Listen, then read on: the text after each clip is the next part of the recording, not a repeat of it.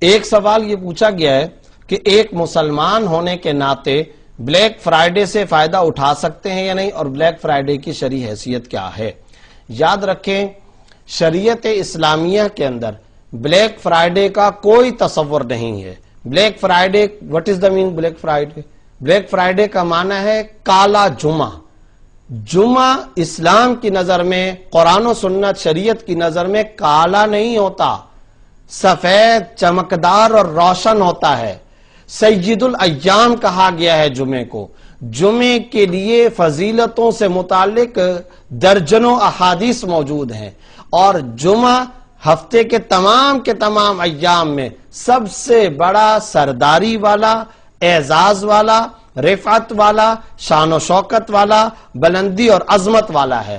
اور خاص چہرے کے نور سے متعلق بھی یہ بات ذہن میں رکھیں، آپ صلی اللہ علیہ وسلم نے کئی احادیث کے اندر فرمایا جمعے کے دن سورہ کہف کی تلاوت کا اہتمام کرنا چاہیے، اور جو آدمی سورہ کہف کی تلاوت کا اہتمام کرتا ہے اس جمعے سے لے کر اگلے جمعے تک اس کے چہرے پر ایک خاص قسم کا ایمانی نور ہوگا، وہ چہرہ خوشگوار، تر و تازہ، چمکدار ہوگا۔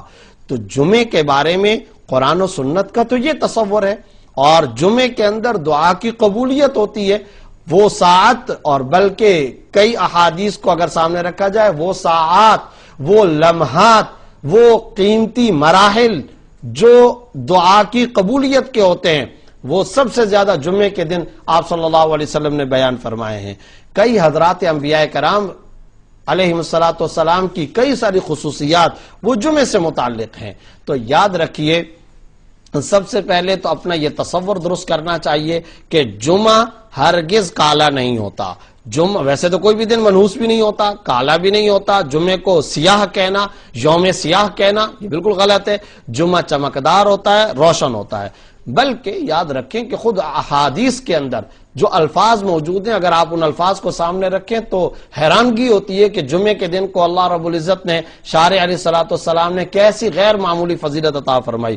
خیر یوم طلعت فیہ الشمس یوم الجمعہ، یوم الجمعہ فیہ خلق آدم وفیہ ادخل الجنہ۔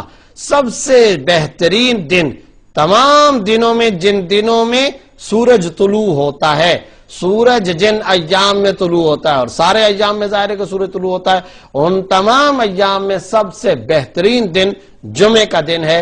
اسی دن آدم علیہ السلام کی تخلیق ہوئی، اسی دن ان کو جنت کے اندر داخل کیا گیا۔ تو اس طرح کئی ساری روایات سے جمعے کی فضیلت پتہ چلتی ہے۔ خود سنن ترمذی کے اندر جلد اول کے اندر ابواب الجمعہ کے نام سے ابواب موجود ہیں، اس میں ایک باب موجود ہے، اس باب کا نام ہے باب فضل یوم الجمعہ، جمعے کے دن کی فضیلت کا باب۔ اور اس میں حضرات محدثین کا اختلاف چلا ہے، عرفے کا دن افضل ہے یا جمعے کا دن افضل ہے۔ امام احمد بن حنبل رحمۃ اللہ علیہ اور مالکیہ کا موقف یہ ہے کہ جمعے کا دن افضل ہے، وہ جمعے کے دن کو افضل قرار دیتے ہیں۔ اور بھی کئی سارے حضرات، سارے کے سارے محدثین، علماء، فقہاء، محدثین، صحابہ کرام، تابعین، اولیاء کرام، ان سب حضرات کے نزدیک عرفے کے علاوہ باقی تمام کے تمام ایام کے اندر جمعے کا جو دن ہے وہ سب سے زیادہ افضل ہے۔ اور علامہ ابن سیرین رحمۃ اللہ علیہ نے تو مصنف کے اندر یہ قول بھی نقل کیا ہے کہ جس وقت رسول اللہ صلی اللہ علیہ وسلم تشریف لائے تو مدینہ منورہ کے اندر باقاعدہ صحابہ کرام جمع ہو کر کے یہ درخواست کرتے تھے، انہوں نے یہ درخواست کی کہ ایک ہفتے کا دن ہے جو یہودیوں کے لیے، عیسائیوں اور نصرانیوں کے لیے ہفتہ اور اتوار کا دن ہے، تو ہمارے لیے بھی کوئی دن ہونا چاہیے۔ فَلْنَجْعَلْ يَوْمًا نَجْتَمِعُ وَنَذْكُرُ اللَّهَ وَنُصَلِّي وَنَشْكُرُهُ فِيهِ، ہمارے لیے بھی کوئی ایسا دن ہو، ہم بھی کوئی ایسا دن بنائیں جس دن کے اندر ہم سارے جمع ہو جایا کریں، اللہ کو یاد کیا کریں، اللہ کا ذکر کیا کریں، نماز پڑھا کریں، اور اس میں اللہ تعالیٰ کا شکر ادا کیا کریں۔ تو اب پتہ چلا کہ یہ فضیلت والا دن ہے، شکر ادا کرنے والا دن ہے۔ جن تمام ایام پر سورج طلوع ہوتا ہے ان تمام ایام میں سب سے زیادہ خیر، افضل، سید الایام، بہترین دن جمعے کا دن ہے۔ اور پھر آپ صلی اللہ علیہ وسلم نے ایک اور حدیث کے اندر کیا ارشاد فرمایا؟ التمسوا الساعة التي ترجى يوم الجمعة ترجى في يوم الجمعة بعد العصر الى غیبوبة الشمس، اس لمحے کو، اس ساعت کو، اس گھڑی کو تلاش کرو جو جمعے کے دن اللہ کے ہاں دعاؤں کی قبولیت کی ہوتی ہے، اور وہ عصر سے لے کر کے مغرب تک، اور بعض روایات سے پتہ چلتا ہے کہ 2 خطبوں کے درمیان میں، بعض روایات سے جمعے کے وقت کا، بعض روایات سے جمعے کے بعد کا وقت کا، بعض روایات سے عصر سے مغرب تک کا وقت پتہ چلتا ہے۔ یہ وہ لمحہ ہے جس میں دعائیں قبول ہوتی ہیں۔ تو سوال یہ ہے کہ جس میں دعائیں قبول ہوں، جس کو افضل قرار دیا جائے، ہم آج مغرب اور ویسٹ سے آئے ہوئے تصور کی بنیاد پر اس کو بلیک فرائیڈے کہہ رہے ہوں، بتائیے یہ تصور کیسے شریعت کے مزاج کے مطابق ہو سکتا ہے؟ شریعت تو کہتی ہے، امام ترمذی رحمۃ اللہ علیہ نے سنن ترمذی کے اندر ایک باب قائم کیا ہے، اور اس باب کا جو عنوان ہے باب ما جاء فی الاغتسال یوم الجمعہ، یعنی جمعے کے دن غسل کرنے کا بیان۔ جیسا کہ عام مسلمان عید کے دن غسل کرتے ہیں، تو جمعے کے دن بھی غسل کرنا باقاعدہ نہ صرف یہ کہ افضل اور بہتر قرار دیا گیا ہے، بلکہ یہ مستحب عمل ہے، سنت رسول صلی اللہ علیہ وسلم ہے۔ تو جس دن کی اتنی ساری فضیلتیں ہوں، ہم صرف اور صرف باہر سے کسی آئے ہوئے تمدن اور ثقافتی حملے کی بنیاد پر ہم اسے بلیک فرائیڈے قرار دینے لگ جائیں، بالکل غلط اور خلاف مزاج، خلاف شریعت، خلاف اسلام، خلاف دین تصور ہے۔ البتہ یہاں ایک بات ذہن میں رکھنی چاہیے، یہ ساری بات بلیک فرائیڈے سے متعلق ہے، جمعے کو یہ لقب دینے سے متعلق یہ ساری گفتگو کی گئی ہے۔ اسی طریقے سے جمعے کو اگر کوئی اپنے نظریے کی بنیاد پر سیاہ دن سمجھتا ہے تو اس کے بارے میں یہ ساری گفتگو کی گئی ہے۔ جہاں تک اس بات کا تعلق ہے کہ اس دن کسی نومبر کے 25 نومبر یا 26 نومبر یا نومبر یا کسی بھی مہینے کے آخری جمعے کے اندر چیزوں کو سستا کر دینا، تو اس میں شرعاً کوئی مذائقہ نہیں ہے۔ اگر کوئی چیزوں کو سستا کرتا ہے تو ٹھیک ہے، وہ کسی بھی دن کرے، یہ ایک دنیاوی معاملہ ہے، اور دنیاوی معاملے کے طور پر کبھی بھی وہ سیل لگائے، کسی بھی دن میں، کسی بھی ڈیٹ میں، کسی جنوری، فروری، کسی بھی مہینے کے اندر اگر وہ چیزوں کو سستا کرتا ہے تو اس میں شرعاً کوئی رکاوٹ اور ممانعت نہیں ہے۔ اور یہاں سوال پوچھنے والے نے یہ پوچھا ہے کہ کیا اس دن فائدہ اٹھانا بحیثیت مسلمان جائز ہے؟ نہیں، چیزیں بک رہی ہیں، اگر کوئی مسلمان جا کر کے سستے داموں میں کوئی چیز خریدتا ہے تو اس کو شرعاً حرام نہیں کہا جائے گا، اس کو شرعاً ناجائز نہیں کہا جائے گا۔ جو گفتگو کی گئی ہے یہ 2 باتوں سے متعلق، نمبر 1 جمعے کو یہ لقب دینا قرآن و سنت کے مزاج کے مطابق نہیں، نمبر 2 جمعے کے بارے میں یہ تصور رکھنا کہ وہ سیاہ ہوتا ہے، یہ تصور غلط ہے۔ جمعے کی یہ فضیلتیں ہیں، ان فضیلتوں کو سامنے رکھنا چاہیے۔ آخر میں ایک اور بات بھی یہ ذکر کیے دیتا ہوں اس ٹاپک سے متعلق کہ اغیار تو مختلف ایام کے اندر سیل لگاتے ہیں اور ان کو مختلف نام دیتے ہیں، اور مختلف نام دے کر کے اس میں اشیاء کو سستا کرتے ہیں۔ مسلمانوں کو اشیاء سستی کرنی چاہیے، لیکن مسلمانوں کے لیے اشیاء سستی کرنے کا سب سے اہم اور شاندار اور بہتر موقع کون سا ہو سکتا ہے؟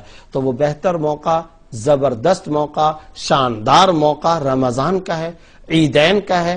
اور عیدین کے موقع پر، رمضان کے موقع پر ہمیں چیزوں کو سستا کرنا چاہیے۔ ہم دیکھتے ہیں کہ برعکس معاملہ ہوتا ہے، یعنی عیسائی کرسمس کے موقع پر اپنی پیپسی سستی کرتے ہیں، مسلمان رمضان کے اندر کھجور کو سستا نہیں کرتے ہیں۔ کتنا بڑا المیہ ہے! فروٹ کی منڈی اور زیادہ اوپر کو چلی جاتی ہے، اور اشیاء خوردونوش اور زیادہ مہنگی کر دی جاتی ہیں، اور زیادہ ان کو مہنگا کیا جاتا ہے۔ اور حیران کن بات یہ ہے کہ وہ غیر مسلم ممالک، وہ کنٹریز جن کے خلاف ہم صبح شام بات کرتے ہیں، اور یقیناً ان کی پالیسیوں کے خلاف بات کرنی چاہیے، لیکن ان جیسے سیکولر اور غیر مسلم کنٹریز کے اندر بھی صورتحال یہ کہ جب رمضان آتا ہے تو وہ مسلمانوں کے لیے سیل لگاتے ہیں اور اشیاء کو سستا کر دیتے ہیں۔ اور اسلامی ممالک کے اندر، بالخصوص پاکستان کے اندر، ہر رمضان کے موقع پر کتنا شرمناک رویہ ہے جس کا ہمیں مظاہرہ کرنا پڑتا ہے۔ شعبان سے وہ کمیٹیاں بننا شروع ہو جاتی ہیں، فروٹ کی لسٹیں بننا شروع ہو جاتی ہیں، خرد و نوش کی لسٹیں بننا شروع ہو جاتی ہیں، راشن کی پرائس لسٹیں آویزہ کرنا شروع کر دی جاتی ہیں۔ مختلف کمشنر حضرات، مختلف اسسٹنٹ کمشنر حضرات، مختلف انتظامیہ حضرات، افسران، پولیس کے افراد، بیوروکریسی اجلاس اور میٹنگیں شروع کر دیتے ہیں کہ اب اشیاء کی قیمتیں آسمان سے جا کر باتیں کرنے لگ جائیں گی، اب فروٹ کو مہنگا کر دیا جائے گا۔ یہ کیسا رویہ ہے؟ کس طرح کا تصور ہے؟ ادھر سے ساری احادیث ہمارے سامنے ہیں کہ اگر کوئی کسی روزے دار کو روزہ افطار کراتا ہے تو اس روزہ کے افطار کرانے کا اس کو روزہ رکھنے کی طرح اجر و ثواب ملے گا۔ کچھ بھی نہیں کر سکتے تو آپ صلی اللہ علیہ وسلم نے کھجور کھلا دینے، پانی پلا دینے سے روزہ افطار کرا دینے پر بھی اجر و ثواب کو بیان فرمایا ہے۔ سخاوت کا، صدقہ کا، خیرات کا گفٹ دینے کا، عطیہ دینے کا، لوگوں کے ساتھ ملاطفت، نرمی کرنے کا مہینہ رمضان کو قرار دیا گیا ہے، اور ہم رمضان ہی کے مہینے کے اندر اشیاء کو مہنگا کر دیتے ہیں۔ تو آج ہمیں اس سوال پر ضرور غور کرنا چاہیے، اشیاء کو سستا کرنے کے لیے بھی ویسٹ کے ایام کو منا کر کے ہم سستا کرنے کا قدم اٹھائیں گے؟ کیا ان کی تہذیب اور ثقافت کو اپنائیں گے؟ ہماری اپنی کوئی تہذیب نہیں ہے، ہماری کوئی روایات نہیں ہے، ہماری اپنی کوئی ثقافت نہیں ہے، ہمارا اپنا کوئی تمدن نہیں ہے۔ کیا ہم تہذیب و ثقافت اور تمدن کے معاملے میں خوشگوار، نبوی، مستقل، علیحدہ، جداگانہ شناخت نہیں رکھتے؟ کیا ہماری اپنی آئیڈینٹی نہیں ہے؟ کیا ہم خود مدنی تہذیب کے علمبردار نہیں ہیں؟ یہ سارے وہ سوالات ہیں جو ہمیں قرآن و سنت کی روشنی میں سامنے رکھنے چاہیے، اور اس کے مطابق ہمیں اپنی زندگی کے رویوں پر نظر ثانی کرنی چاہیے۔